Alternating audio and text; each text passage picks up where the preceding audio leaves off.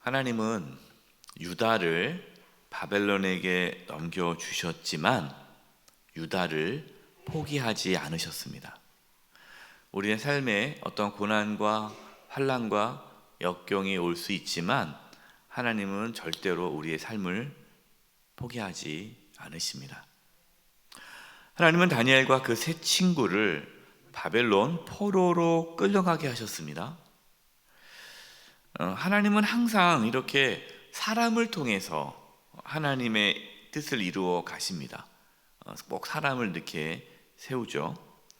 그러니까 세상이 아무리 악하고 또 하나님을 대적하여도 하나님은 다니엘과 같은 하나님의 사람을 통해서 하나님의 뜻을 이루어 간다라는 것을 우리는 이 다니엘 말씀을 통해서 알 수가 있습니다. 저와 여러분이 또 우리의 자녀가 다니엘처럼 세상 속에 살아가고 있지만 하나님의 뜻을 이루어가는 하나님의 사람으로 살아갈 수 있기를 간절히 기도합니다. 8절입니다.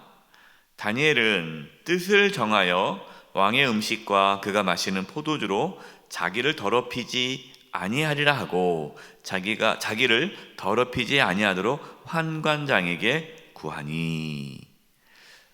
다니엘과 세 친구들은 뜻을 정하여 왕의 음식과 왕의 포도주를 먹지 않기로 하였습니다. 여러분, 이 일이 쉬운 일일까요? 어려운 일일까요? 무지 어려운 일이에요. 여러분, 지금 다니엘과 세 친구가 바벨론에 놀러 온 겁니까? 놀러 온 거 아니잖아요. 유학 온 게 아니에요. 포로로 끌려온 겁니다. 포로예요, 포로.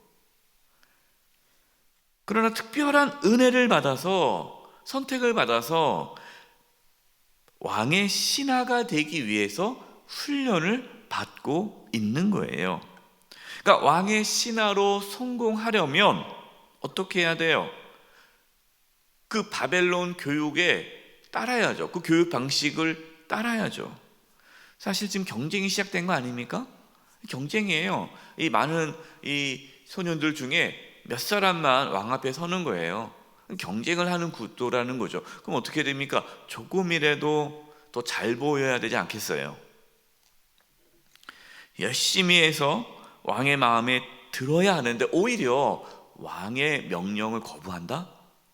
여러분, 이것은 그냥 단순히 왕의 신하가 안 될 뿐만 아니라 이거는 목숨을 잃을 수 있는, 왕의 명령을 어겼기 때문에 목숨을 잃을 수 있는 그러한 결단인 거죠. 근데 왜 이렇게 했을까요? 어제 말씀을 드렸듯이 왕의 음식과 포도주는 우상 제물과 관련이 있다라고 말씀을 드렸습니다. 그러니까 율법에 의하면 우상에게 바치는 제물을 먹을 수 없기 때문에 이 다니엘과 세 친구들은 하나님 말씀에 순종하기 위해 왕의 음식과 포도주를 거부한 것입니다. 우상의 제물로 자신들을 더럽히지 않도록 하기 위해 위험을 무릅쓰고 환관장에게 구하는 거죠. 근데 여러분, 놀라운 말씀이 있습니다. 9절이에요. 9절. 여러분, 9절 말씀 보세요. 하나님이 다니엘로 하여금 환관장에게 은혜와 긍휼을 얻게 하신지라. 아멘. 평상시에 이 환관장 눈 밖에 나고 환관장이 싫어했다면, 다니엘이 이렇게 얘기했더라면 환관장이 엄청나게 화를 냈을 거예요. 그리고 당장에 이들의 목을 베라 이렇게 말할 수 있었을 텐데, 이 환관장은 이 다니엘을 좋아했어요. 이 다니엘과 세 친구들에게 은혜와 긍휼을 베풀었습니다. 누가 이렇게 했습니까? 누가? 오늘 말씀해 보니까 하나님이 환관장의 마음에 감동을 주셔서 다니엘과 세 친구들이 하는 그 모든 것들이 기특해 보이고 좋아 보이게 하고 내가 저들을 좀 도와주고 싶다.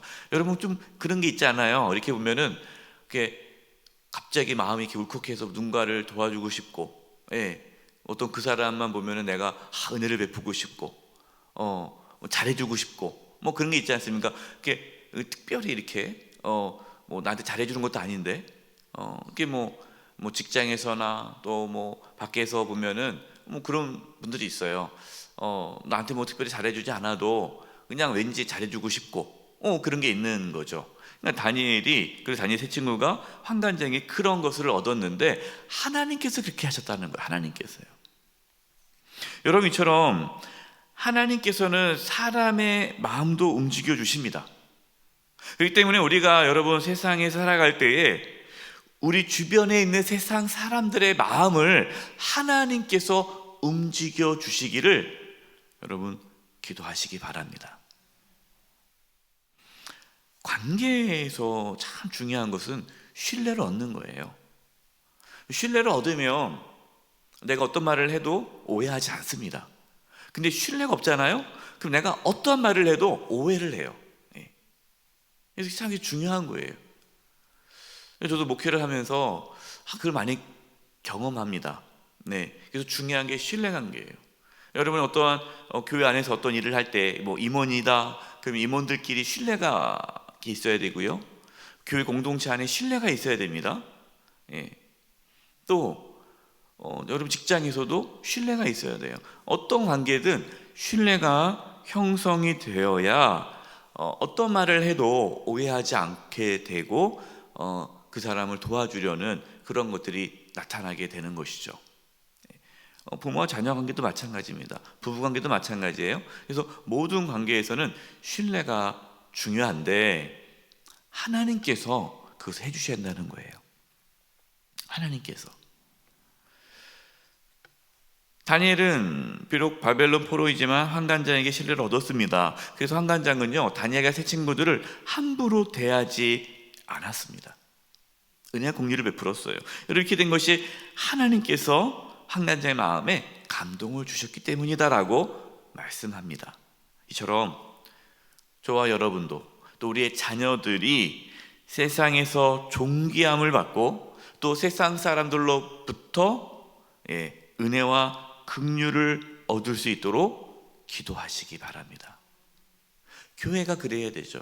교회가 세상 사람으로부터 은혜와 긍휼을 받아야 되지 않겠어요? 뭐 교회를 신뢰해야 교회가 어떤 일을 해도 무슨 이유가 있겠지 이래 되는데 뭐 잘못도 안 했는데 조금 문제가 생기면 그냥 이렇게 비난하는 모습들이 있다는 게 안타깝습니다. 그래서 여러분 관계를 위해 기도하셔야 돼요. 관계를 위해. 내가 잘하면 되겠지. 여러분 그렇지 않습니다. 하나님께서 해주셔야 돼요. 하나님께서 모든 관계를 잘 맺어가게 해주시기를 우리는 기도해야 합니다. 10절입니다. 환관장이 다니엘에게 이르되 내가 내 주 왕을 두려워하노라. 그가 너희 먹을 것과 너희 마실 것을 지정하셨거늘 너희의 얼굴이 초췌하여 같은 또래의 소년들만 못한 것을 그가 보게 할 것이 무엇이냐. 그렇게 되면 너희 때문에 내 머리가 왕 앞에서 위태롭게 되리라 하니라. 환관장은 다른 건 다 들어주고 싶은데 이것만큼은 힘들다라는 거죠. 이거는 들어줄 수가 없다. 왜냐하면 왕의 명령이니까. 자신 권한 받기라는 거예요. 그러니까 환관장이 아무리 다니엘에게 은혜를 베푼다 할지라도 왕의 명령을 어길 수는 없었던 거죠. 여러분 다니엘은 이곳에 대해서 뭐 따지거나 그래 해주세요 라고 무례하게 요구하지 않습니다. 왜냐하면 지금 이 상황이 환관장에게 아주 난처할 수 있는 부탁이라는 것을 알게 된 거죠. 여러분 이게 중요합니다. 다니엘과 세 친구들은 자신들의 신앙의 결단으로 인해서 환관장이 피해를 입는 것을 원치 않았습니다. 여러분 이것이 참 중요한 신앙의 태도입니다. 여러분 우리가 우리의 신앙을 지키기 위해 다른 사람에게 피해를 주는 것은 아닌가라고 잘 살펴보아야 돼요. 다른 사람에게 피해를 주지 않는 범위에서 우리의 신앙을 지키는 것이 필요합니다. 어떤 분들은 그냥 자기 신앙만 내세우는 거예요. 다른 사람에게 피해가 있든 없든 그냥 막 무례하게 신앙생활 하시는 분들이 있어요. 여러분 그것은 잘못된 신앙의 태도예요. 다니엘은 이제 환관장이 아니고 환관장이 자신들을 관리하도록 세운 감독관에게 부탁을 합니다. 우리가 말씀을 잘 봐야 돼요. 그냥 얼핏 보면은 다니엘이 환관장에게 다시 부탁하는 것처럼 보이지만 그렇지 않습니다. 환관장이 더 이상의 부탁하지 않아요. 왜? 환관장은 그런 책임이 있기 때문에 더 이상 난처하게 만들지 않고요, 감독관에게 부탁을 합니다. 이게 내용이 뭡니까? 자신들을 열흘 동안 채식과 물만 먹도록 해주셔서 열흘 후에 왕의 음식과 그 기름지고 막 그냥 고기 먹고 막 좋은 음식 먹은 그 다른 소녀들과 비교를 한번 해보십시오. 우리의 얼굴이 그들보다 못하다면 그러면 우리는 왕의 음식을 먹겠습니다. 내 얼굴이 초췌해질지라도 나는 굶어 죽을지언정 나는 안 먹겠다, 이렇게 나가지 않은 거예요. 왜? 자기만 이렇게 죽으면 모를까, 자기로 인해서 그걸 관장하고 있는 환관장과 모든 감독들 다 죽는 거거든요. 여러분, 우리 신앙이 그렇게 무례하게 가서는 안 돼요. 선교단체 중에 좀 각 교단에서 좀 조심스럽게 보는 선교단체가 있습니다. 근데 그 선교단체가 왜 그러냐? 열심히 해요. 아주 뜨겁습니다. 정말 예수님을 위해서 목숨까지 바치는 그런 단체예요. 그런데 문제가 그들이 선교지를 가면은 막 전도를 합니다. 모슬림 지역에서. 근데 거기선 전도하면 안 되잖아요. 근데 자기들은 목숨을 걸고 순교자의 각오로 전도하면서 막 그렇게 해요. 그러면 주변 선교사님들이 그러지 말라고 합니다. 왜냐면 그렇게 되면 피해가 오는 거예요. 선교지에서 여러 가지 피해가 와요. 아랑곳하지 않아요. 왜? 자신들은 자신의 신앙의 결단을 위해서 막 전도를 해요. 그럼 그들이 전도하고 떠나면은 그 지역에 있는 선교사들이 다 발각이 됩니다. 그렇게 수십 년 동안 이제 차근차근 준비해왔던 모든 선교 전략이 무너지게 되는 거예요. 그래서 그 선교단체를 싫어해요. 근데 그들은 자신들의 선교 그런 신앙의 결단을 가지고 막 나가는 거예요. 여러분, 그것은 잘못된 신앙의 태도입니다. 아무리 우리가 결단하고 좋아도 다른 사람에게 피해를 줘서는 안 된다라는 것이죠. 여러분, 이것이 우리가 세상에서 보여줄 신앙의 태도예요. 여러분, 코로나 때 세상 사람들이 교회에 손가락질 한 게 뭡니까? 자신들의 신앙을 위해서 사회의 질서를 깨트리는 모습을 보면서 다른 사람에게 피해를 주는 모습을 보면서 저게 무슨 신앙이냐라고 손가락질 한 거예요. 근데 교회는 어떻게 했습니까? 우리는 신앙을 지키기 위해 사회적 거리두기를 두라고 그러고 이렇게 잘 지키라고 했지만 그것을 어긴 교회들이 있었단 말이에요. 본인들이 신앙을 지킨다고 하죠. 우리는 순교자의 각오를 하겠다. 하지만 그것이 다른 사람들에게 피해를 주는 것은 옳지 않은 신앙의 태도인 거예요. 여러분, 코로나 이 기간을 통해서 한국 교회 신뢰는 바닥에 떨어졌습니다. 전도가 안 돼요. 선교가 안 돼요. 왜? 모든 교회 다니는 사람들은 다 저렇게 무례하다, 무식하다, 전혀 배려하지 않는다라는 것이 일반 세상 사람들의 인식에 자리 잡게 되었어요. 안타깝습니다. 여러분, 우리의 신앙은 다른 사람에게 무례함으로 나타나서는 안 돼요. 여러분, 절대 무례하게 살면 안 됩니다. 그것이 신앙은 아니에요. 물론 우리가 어떤 상황에서는 타협하기 어려울 수가 있어요. 그거는 신앙의 본질이죠. 복음이죠. 우리가 예수 그리스도를 거부하라는 어떠한 그 부분에 있어서, 부인하라는 그 부분에 있어서는 우리가 목숨을 걸고 지켜야 하지만 그 본질 이외에 비본질적인 부분에서는 우리는 때로 양보할 수 있어야 돼요. 여러분, 이것이 신앙의 올바른 태도입니다.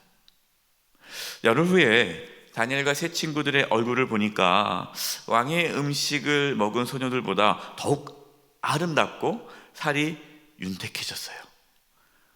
그러니까 감독관도 할 말이 없잖아요. 왕이 밥을 먹었는지 안 먹었는지 계속 봅니까? 그냥 얼굴만 보고 뭔가 초췌하면 너 왜 이렇게 초췌해? 그러면 왕이 음식 안 먹었습니다. 그러면 이제 큰일 날 것 같아서 그렇게 못했는데 뭐 얼굴이 그냥 윤기가 자르르 흐르는데 무슨 걱정이겠습니까? 그래서 계속 다니엘과 세 친구들은 왕의 음식을 먹지 않고 채소와 물만 먹으면서 보낼 수 있게 된 것이죠.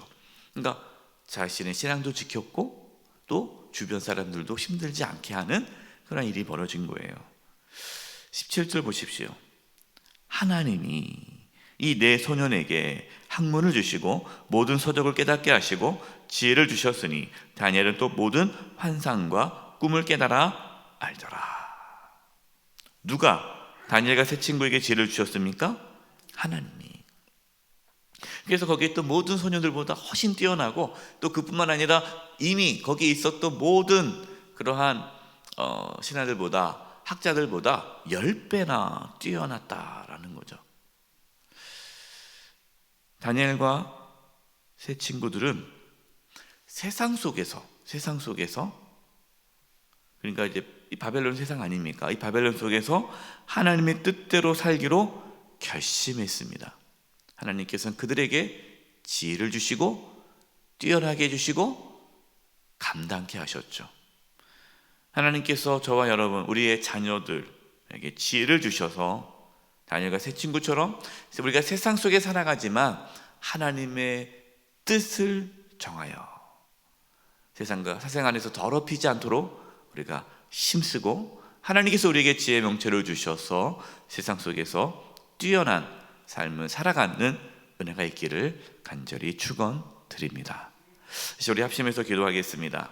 기도할 것은요, 우리가 세상 속에 살아가지만 이 세상 속에서 하나님의 말씀에 순종하기로 뜻을 정하게 하여 주시옵소서. 세상과 타협하지 않게 해주시고, 그러나 타협하진 않지만 무례하지 않게 해주시고, 또 우리의 어떤 신앙의 결단과 행위가 다른 세상 사람들 눈에 보기에 그것이 상당히 무례하거나 불편하거나 또 피해가 되지 않은 범위 내에서 하나님의 뜻에 순종하는 모습을 보여 세상으로부터 존경받고 존중받고 은혜를 입으며 신앙생활을 할 수 있게 해 주시옵소서. 우리의 자녀들이 다니엘처럼 그렇게 살아갈 수 있도록 도와주옵소서. 우리 합심해서 통성으로 기도하겠습니다. 하나님 아버지, 시간 기도합니다. 아버지 하나님 도와주시옵소서. 하나님 아버지 도와주시옵소서. 아버지 하나님, 우리 사랑하는 성도님들, 우리의 자녀들이 다니엘처럼 새 친구들처럼 뜻을 정하여 하나님 말씀에 순종하며 살게 해주시고 이 세상 속에서 또 하나님의 말씀에 순종하기로 결단하며 나아가게 해주시옵소서. 그러나 우리의 신앙이, 우리의 결단이, 우리의 신앙의 태도가 또 다른 사람들에게 피해를 주거나 무례함으로 나타나지 않도록 도와주시옵소서. 하나님 아버지, 저희들에게 지혜와 명철을 주셔서 세상 속에 살아가지만 세상 사람들보다 뛰어난 삶을 살게 해주시고, 비록 우리의 자녀들이 세상에서 정말 아버지 인정받고 존중받고 다니엘과 새 친구처럼 뛰어난 삶을 살아갈 수 있도록 하나님 아버지, 저희와 자녀들에게 지혜를 더하여 주시옵소서. 하나님 역사하여 주옵소서. 하나님, 저희들과 저희 자녀들에게 믿음을 부어주시고 지혜를 허락해 주셔서 세상 속에 살아가는 데에 뜻을 정하여 하나님 말씀에 순종하며 살아가게 해주시고, 우리 신앙의 모습들이 또 세상 사람들에게 무례함이나 불편함이나 또 피해가 되지 않도록 더 깊게 행동하게 해주시옵소서. 또 지혜와 명철을 주셔서 세상 속에 살아가지만 세상 사람들보다 뛰어난 삶을 살아갈 수 있도록 은혜를 허락하여 주옵소서. 예수님의 이름으로 기도드립니다. 아멘.